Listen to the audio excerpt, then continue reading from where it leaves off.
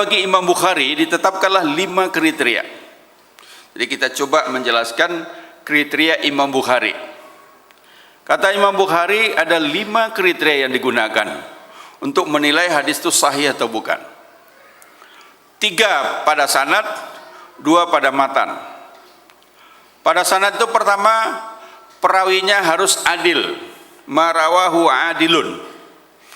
Adil dalam ilmu hadis berbeda dengan adil dalam hukum. Adil dalam ilmu hadis itu artinya seorang muslim yang tidak pernah melakukan dosa besar dan tidak sering melakukan dosa kecil. Jadi kalau dia pernah membunuh, pernah berzina, langsung tidak diterima, tidak adil. Atau sering dia berbuat dosa kecil, merokok misalkan, nah itu sudah tidak diterima riwayat hadisnya. Bergunjing nggak diterima. Jadi harus orang-orang yang secara kepribadian tidak pernah melakukan dosa besar dan tidak sering melakukan dosa kecil, itu disebut dengan adil. Yang kedua, perawinya itu harus dhabit.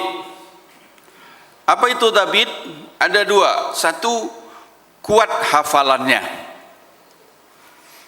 Dia bisa menghafal perawi-perawinya, menghafal matannya.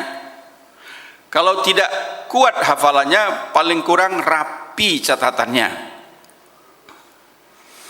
Nah, kalau hafalannya kuat, catatannya rapi, perawi tadi disebut dhabit. Kuat hafalan, dhabit. Pada satu hari Imam Bukhari sampailah di Baghdad dalam rangka meneliti hadis. Ulama-ulama hadis Baghdad sudah siap-siap, kita akan uji Imam Bukhari. Maka disiapkanlah 10 orang penghafal hadis, ulama penghafal hadis. Nanti 10 orang tadi dipersilahkan masing-masing membaca 10 hadis. Jadi kalau 10 orang baca 10 hadis berarti ada 100 hadis, lengkap dengan sanadnya. Haddatsana fulan bin fulan qala haddatsana fulan bin fulan qala sami'tu fulan bin fulan qala qala Rasulullah sallallahu alaihi wasallam. Itu masing-masing membaca 10 sanad dengan 10 matan. Berarti ada 100 sanad, ada 100 matan yang dikacaukan. Nah, itu ujiannya disebut dikacaukan.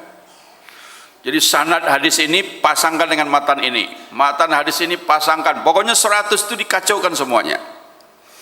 Setelah itu dipersilahkan kepada Imam Bukhari untuk memberikan komentarnya. Bukhari tampil ke depan, lalu disusun kembali oleh Imam Bukhari. Semua sanad dan matannya kacau, dia susun kembali. Hadis nomor 1, sanadnya ini, matannya ini. Nomor 2, sanadnya ini, matannya ini. Jadi kayak orang main itu, nyusun lagi. Itu memang keahlian Imam Bukhari.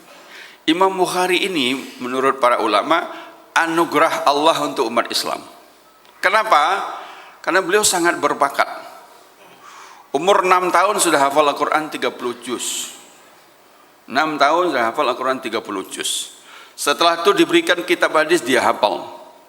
Dan tidak pernah gurunya bisa mengajari Imam Bukhari sampai tuntas. Kenapa? Karena habis ilmunya.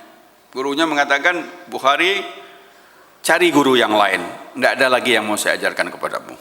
Dia cari guru lain, enggak ada lagi yang bisa saya ajarkan kepadamu. Itu keistimewaan Imam Bukhari. Dan seumur hidupnya dia habiskan mengembara untuk meneliti hadis.